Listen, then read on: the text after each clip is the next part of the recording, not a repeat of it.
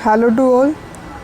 आज का जो हमारा टॉपिक रहेगा वो रहेगा एजुकेशन के मीनिंग के बारे में जानना, नेचर के बारे में और स्कोप के बारे में। ठीक है, I am Nidhi Tanwar and having a 5 year experience in teaching and pursuing master in economics and qualified seated 1 and 2। जो भी ये टॉपिक है ये हेल्पफुल किसके लिए है आपको भी पता होना चाहिए। जो भी सीटेड है, चाहे वो फर्स्ट हो या फिर सेकेंड लेवल का हो, चाहे रिट हो, ठीक है, चाहे KVS का हो या फिर NVS हो, जितने भी एग्ज़ाम्स है टीचिंग रिलेटेड से वो सब हेल्पफुल रहेंगे। ठीक है, तो सबसे पहला टॉपिक यहाँ पे क्या दे रखा है, सिग्निफिकेंस ऑफ द एजुकेशन। अगर ये नहीं पता है कि सिग्निफिकेंस क्या है, ठीक है, मतलब कि इम्पोर्टेंस क्या है किसी चीज़ की, इम्पोर्टेंस क्या है, जब तक इम्पोर्टेंस नहीं पता होंगी तब तक हम पता नहीं लगा सकते कि उसका हमारे जीवन में क्या महत्व है। तो इसलिए फर्स्टली हम बात करेंगे person without education is blind. यहाँ पे एक वर्ड यूज़ किया गया है ब्लाइंड। ब्लाइंड का मीनिंग कि हम जब तक हमें एजुकेशन नहीं मिलेगी तब तक हम क्या है, एक ब्लाइंड पर्सन है। ठीक है, इन अदर वर्ड्स रूसो क्या कहते हैं कि plants are developed by cultivation and man by education. कि जो एक प्लांट्स जो होते हैं, ठीक है, वो प्लांट्स कैसे कल्टीवेट होते हैं, कैसे बड़े होते हैं, जब उनको हम क्या देंगे, पानी देंगे, तब वे बड़े होंगे। और एक मैन कैसे एजुकेटेड होएगा, वो कैसे एजुकेटेड होएगा, जब तक उसको एजुकेशन मिलेगी। तो इसलिए एजुकेशन बहुत ज़्यादा इम्पॉर्टेंट है मैन के लिए। ठीक है, कि अगर प्लांट है, प्लांट के लिए अगर कल्टीवेशन इम्पॉर्टेंट है फॉर द डेवलपमेंट, आज सेम एज एजुकेशन इम्पॉर्टेंट है फॉर द मैन डेवलपमेंट के लिए।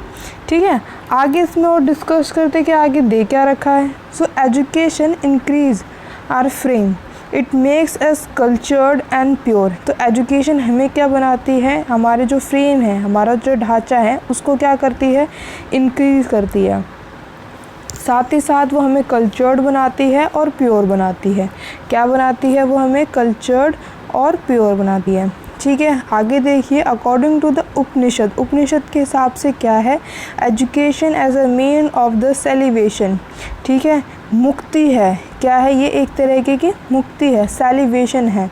ठीक है, नेशनल पॉलिसी ऑन एजुकेशन जो 1992 की एजुकेशन पॉलिसी है, उसके अकॉर्डिंगली क्या है, देखिए बहुत सारी एजुकेशन पॉलिसी बनी है और बहुत सारे MP ही जैसे अभी आई है 2020 की, उसके ऊपर भी मैंने डिस्कस किया है, आप वीडियो में देख सकते हो। ठीक है, चैनल पे जाके। इसके अलावा इसमें 1992 में नेशनल पॉलिसी ऑफ एजुकेशन ने क्या कहा है, तो उसके बारे में यहाँ पे है, education is a fundamental to our overall development and the material and the spiritual.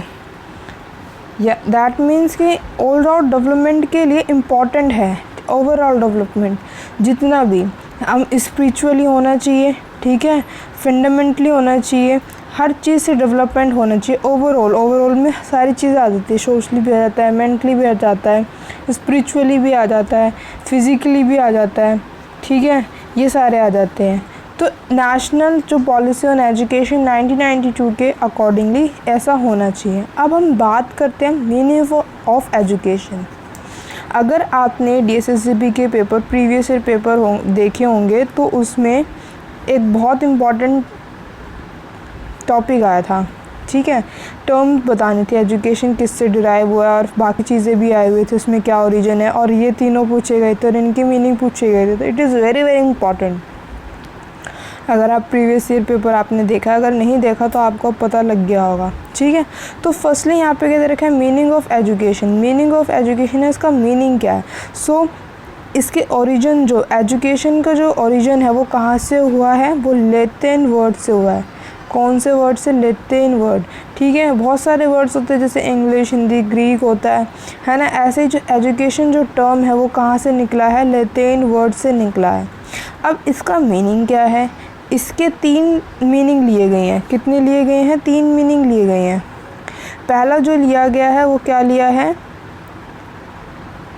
Educare. ठीक है। दूसरा लिया गया है एजुकेयर, ये आर और फिर ई है, फिर है एजुको। ये 3 वर्ड्स निकले हैं। अब इनका मीनिंग क्या होता है? जैसे फर्स्ट यहाँ पे दे रखा है एजुकेयर, इसमें क्या है? टू ब्रिंग अप करना, ठीक है। टू नरिश करना, किसी चीज़ को निखारना। To rear and to train, किस चीज़ को क्या करना है? ट्रेन करना। तो उसका मतलब क्या होता है? एजुकेयर होता है। एजुकेयर का यहाँ पे मीनिंग क्या दे रखा है? टू ड्रो आउट, ठीक है, या टू लेड आउट, किसी भी चीज़ को बाहर निकालना। एडुको का यहाँ पे ई का जो मीनिंग दे रखा है उसका मतलब क्या होता है? Out of. और जो एडू दे रखा है इसका मतलब क्या होता है? To lead. दैट मीन्स कि इट किसको डिनोट करता है? टू एक्सट्रैक्ट आउट और टू लीड फोर्थ। ये बहुत ज़्यादा इम्पॉर्टेंट है, it is very very important, ठीक है। अब एजुकेशन जो इम्प्लाइज़ करता है क्या क्या चीज़ें, अगर एजुकेशन है किसी के पास और कोई लेना चाहता है तो उसमें क्या क्या चीज़ें आ सकती हैं? पहली ब्रिंगिंग अप, यहीं से आया वो ब्रिंगिंग अप, है ना। दूसरा ड्राइंग आउट, है ना, जो एडुकेयर था इसके अंदर था। उसके बाद है लीडिंग आउट, सेम इसी के अंदर था, एजुकेयर के अंदर। उसके बाद क्या है? नरिशिंग, एजुकेयर के अंदर था। फिर लास्ट में क्या दे रखा है? ट्रेनिंग, और फिर एक्ट ऑफ रेयरिंग। ये सारे जो हैं एजुकेशंस के इम्प्लीकेशंस है, यानी ये इम्प्लाइज करते हैं। इस तरीके से एजुकेशन एक ह्यूमन के डेवलपमेंट में हेल्प करता है। आगे देखते हैं। अगर यहाँ पे बात की जाए, ये जो आपको फिगर दे रखी है, इस फिगर में यानी कि एजुकेशन के अंदर 3 पिलर्स हैं, ठीक है। एजुकेशन के अंदर क्या है? 3 पिलर्स हैं। कौन कौन से पिलर हैं? तो आप इसको ऐसे बता सकते हो, फर्स्ट पिलर यहाँ पे, दूसरा यहाँ पे, और ये तीनों क्या है? आपस में मिले हुए हैं, तीनों आपस में मिले हुए हैं।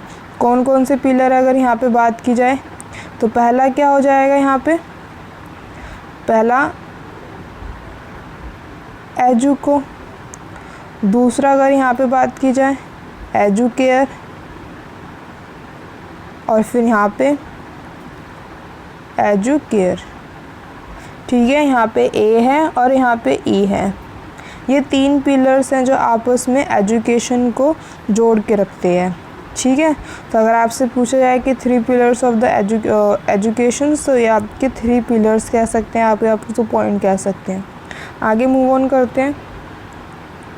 ये देखिए, आपको इससे समझ में आ जाएगी कि यहाँ पे ऑल राउंड डेवलपमेंट का मीनिंग क्या है। एक बच्चे के अंदर जो डेवलपमेंट होना चाहिए किस किस तरह से होना चाहिए, ठीक है, वो सारी चीज़ें पता होनी चाहिए, है ना। तो देखते हैं, पहला क्या लिखा है यहाँ पे? Religious development. कैसा होना चाहिए? एकदम रिलीजियस डेवलपमेंट होना चाहिए बच्चे के अंदर, कि उसको पता रहे सारी चीज़ें, तो रिलीजियस होना चाहिए। दूसरा क्या दे रखा है? सोशली डेवलप्ड होना चाहिए। सोशली का यहाँ पे मतलब क्या है कि वो जो भी एक बच्चा है, ठीक है, वो अपने पीयर ग्रुप के साथ अच्छे से बिहेव करे, अपने स्कूल में अच्छे से बिहेव करे, अपने फैमिली मेम्बर्स के साथ अच्छे से बिहेव करे। तो ये सारी चीज़ें आ जाती हैं किसके अंदर? सोशल डेवलपमेंट के अंदर, ठीक है। स्पिरिचुअल डेवलपमेंट के अंदर क्या आ जाता है? नहीं, आध्यात्मिक चीज़ें, कि गॉड एग्जिस्ट करता है या नहीं करता, या फिर जितने भी कल्चर हैं उनको रिस्पेक्ट देनी है, या फिर इस किस भी तरीके से एस्थेटिक, इसके अंदर आ जाती हैं सारी मोरल्स वैल्यू, ठीक है। एथिकल वैल्यू सारी इसके अंदर आ जाती है। एथिकल में कि क्या राइट है, क्या रॉन्ग है, ये सारी चीज़ें आ जाती है। तो जब ये डेवलपमेंट होता है तो बच्चा समझ जाता है कि किस तरीके से कौन सी चीज़ राइट में है और कौन सी चीज़ रॉन्ग में है, हमें कैसे डिसीजन लेना है, वो सारी चीज़ें इसके अंदर आती हैं, ठीक है। आगे देखते हैं फिज़िकल डेवलपमेंट तो बहुत ज़्यादा इम्पॉर्टेंट है, क्योंकि एक जो बच्चा है वो अभी छोटा है, उसके बाद फिर वो क्या करेगा? अपने आप को इंक्रीज़ करेगा और बड़ा हो जाएगा, उसके बाद फिर थोड़ा सा और बड़ा होगा। तो फिज़िकल डेवलपमेंट भी बहुत ज़्यादा इम्पॉर्टेंट है। उसके बाद बात करते हैं मोरल डेवलपमेंट। तो मोरल डेवलपमेंट में वही सारी चीज़ें आती हैं कि क्या चीज़ राइट है, क्या रॉन्ग है। लैंग्वेज डेवलपमेंट भी इम्पॉर्टेंट है।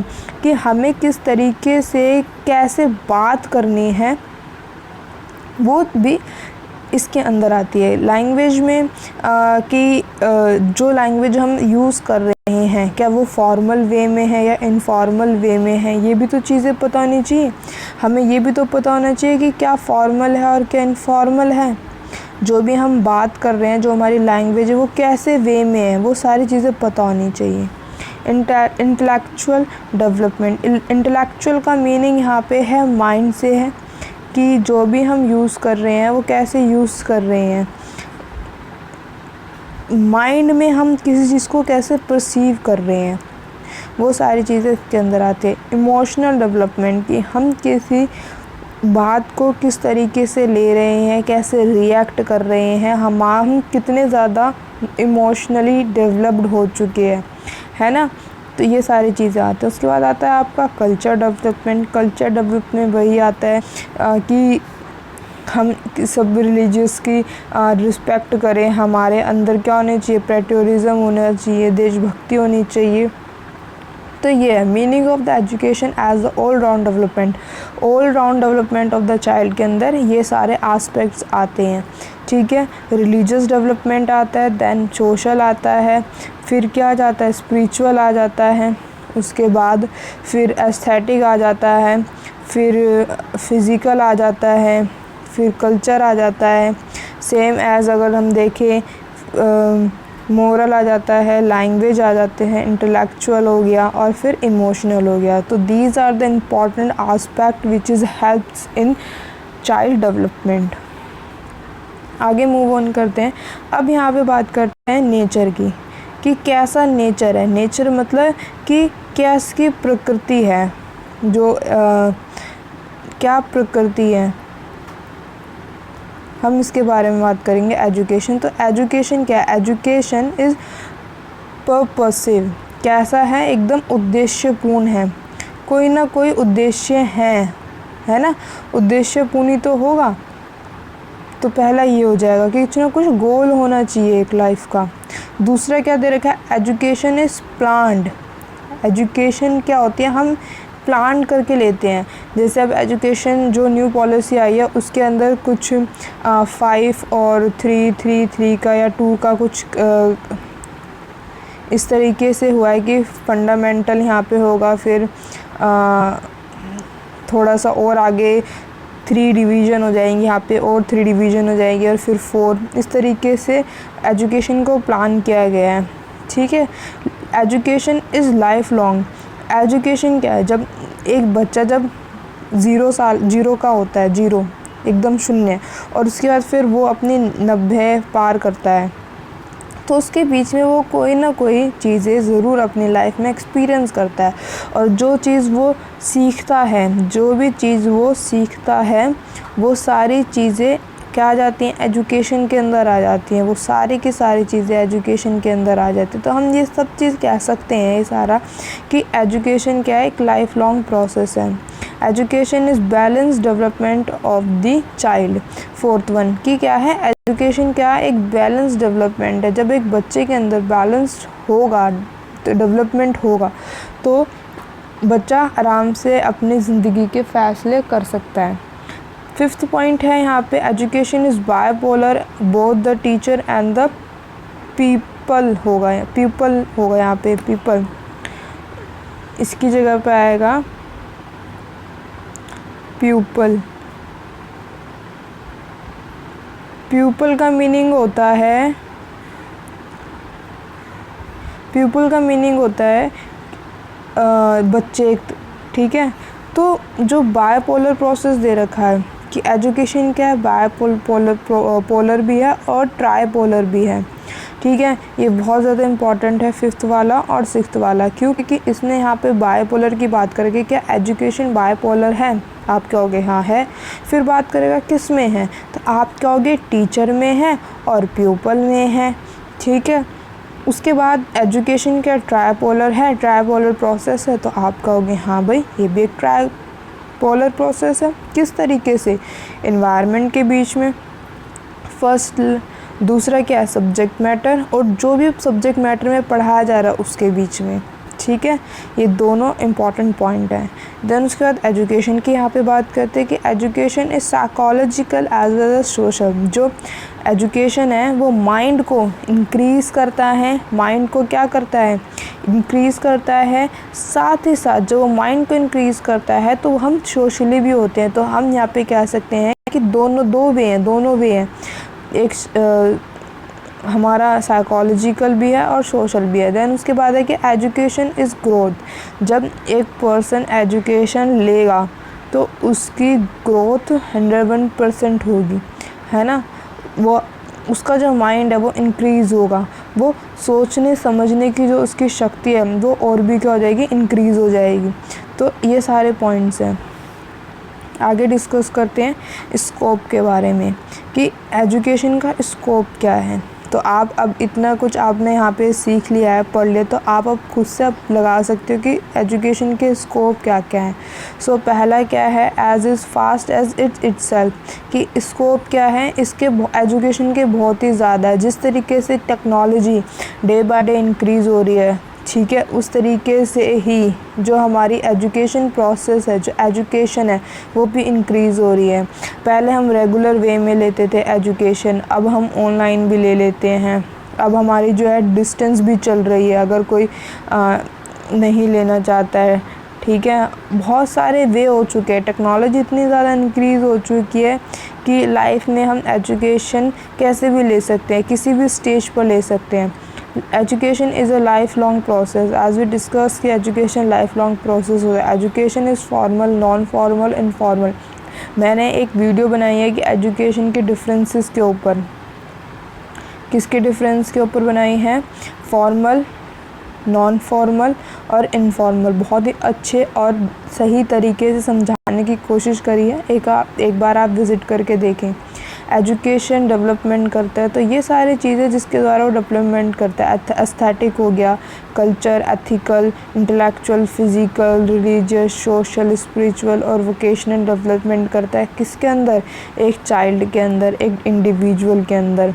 उसके बाद क्या है कि every month, every day, every moment, step by step we learn from every source. This इतनी प्यारी लाइन लिखी हुई है यहाँ पे कि हर महीने, हर दिन, हर पल हम कुछ ना कुछ सीखते रहते हैं, किसी न किसी सोर्स से, किसी न किसी चीज़ से हम सीखते हैं। हम सीखने के लिए ही बने। एक जीवन का जो उद्देश्य है वो सीखना ही है।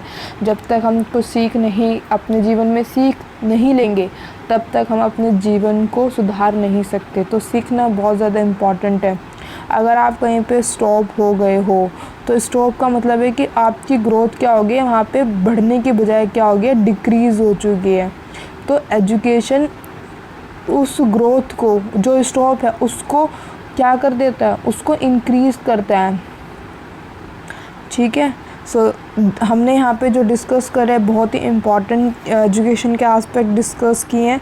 फर्स्ट हमने इसमें जो डिस्कस किया था वो क्या था, अगर मैं गो थ्रू करूँ थोड़ा सा, हमने सिग्निफिकेंस देखा था कि क्या क्या हो सकते हैं एजुकेशन के। तो ये सारे सिग्निफिकेंस है, जिसमें से national policy of the education most important है। देन उसके बाद हमने यहाँ पे मीनिंग देखा है, it is very very important और DSSB में पेपर में आया हुआ है, ठीक है। उसके बाद हमने फिर यहाँ पे इसके 3 पिलर्स देखे थे, कौन से हमारे 3 पिलर्स हैं। देन उसके बाद हमने ऑलराउंड डेवलपमेंट का यहाँ पे किस तरीके से डेवलपमेंट हो सकता है वो सारी चीज़ें यहाँ पे देखी है। देन उसके बाद हमने एजुकेशन का नेचर के बारे में डिस्कस करी है। देन हमने स्कोप के बारे में डिस्कस करी है। These are the very important things जो कि आपको पता होना चाहिए। अगर आप एक बिगनर हैं, आप एक नोवाइज़ हैं या आप एक टायरो है, तो आपको ये सारी चीज़ें पता होनी चाहिए, ठीक है। इसी के साथ हम अलविदा देते हैं नेक्स्ट वीडियो के लिए। Okay, thank you so much.